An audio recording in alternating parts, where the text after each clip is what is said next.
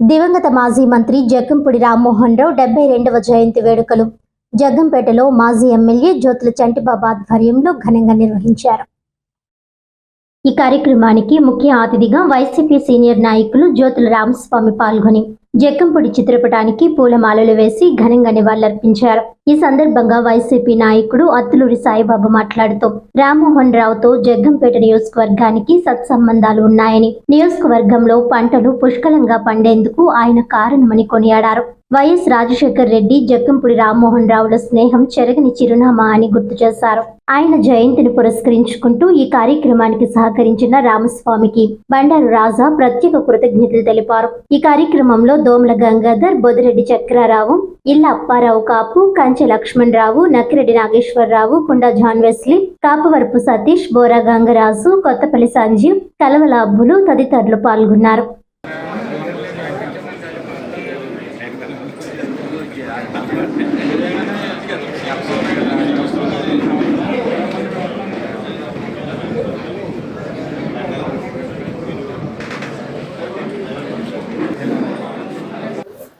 స్వర్గీయ జగ్గంపూడి రామ్మోహన్ రావు గారు జయంతి సందర్భంగా మన జగ్గంపేటలో చంటిబాబు గారు పార్టీ ఆఫీసులో రామస్వామి గారు ఆధ్వర్యంలో, అలాగే సాయిబాబు గారు, అలాగే అప్పారావు గారు, దొరగారు, అలాగే గంగాధర్ గారు వీళ్ళ ఆధ్వర్యంలో ఈ కార్యక్రమాన్ని ఏర్పాటు చేసుకోవడం జరిగింది.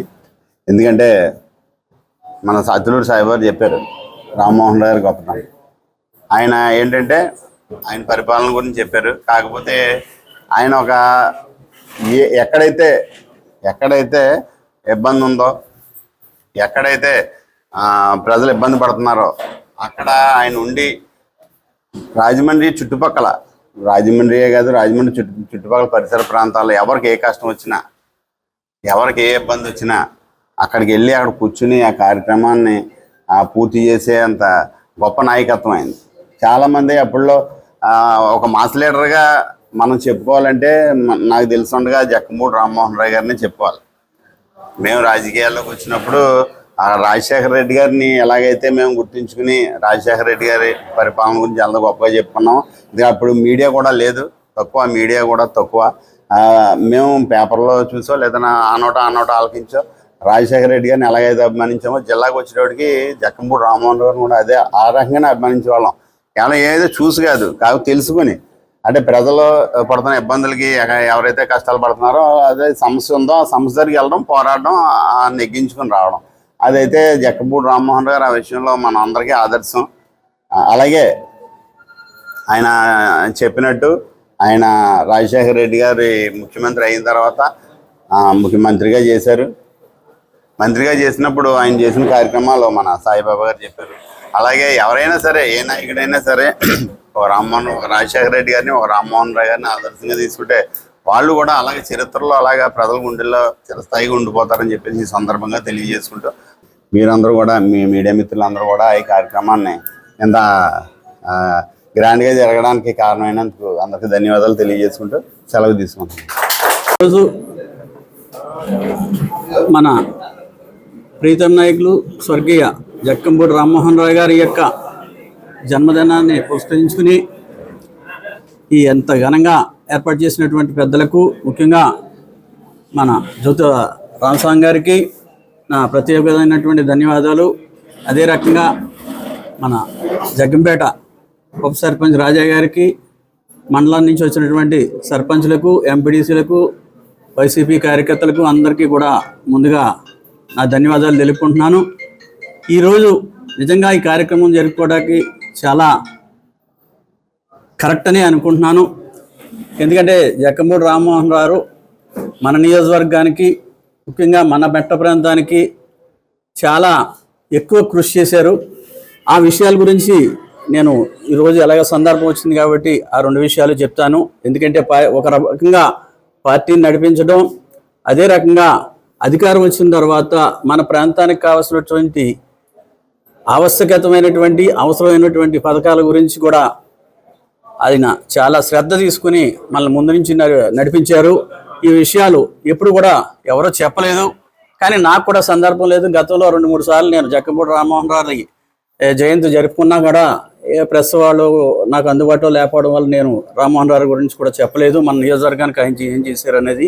ఈవేళ కార్యకర్తల్ని, పార్టీని, అందరినీ ఎలా చూసుకుంటారు, అదే రకంగా ముఖ్యంగా మన జగ్గంపేటకి ఆయన చేసినటువంటి ఉపకారం ఏదన్నా ఉందంటే అది ఆయన చేసిన ఉపకారాన్ని కూడా మనం ఈ రోజున మననం చేసుకోవాలి. ఎందుకంటే నేను ఏం చెప్పేది, ఆ భోజనం చేసే టైంలోనే ఆడు సాధక దాతకాలు అన్నీ చెప్పుకుంటారు. రా పొద్దుట ఏం చేయాలనేది ఆయనకి కూడా ఒక ఆలోచన వస్తుంది.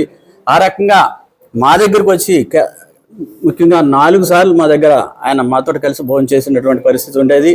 అంతేకాకుండా ఆ టైంలో ఒకసారి Congress party black Congress president అధ్యక్షత అధీనంలో ఢిల్లీలో కాంగ్రెస్ పార్టీ చాలా ప్రతిష్టాత్మకమైనటువంటి ఓ మీటింగ్ కూడా జరిపింది, రివ్యూ.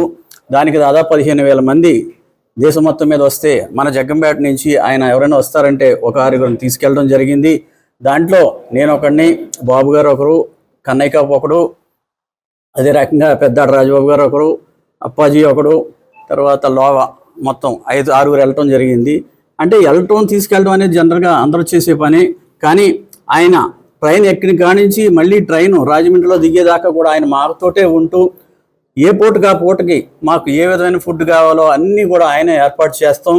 అంతేకాకుండా అక్కడ ఢిల్లీలో మేము వెళ్ళిన తర్వాత మాకు అకామిడేషన్ ఒక స్కూల్లో ఇవ్వడం జరిగింది.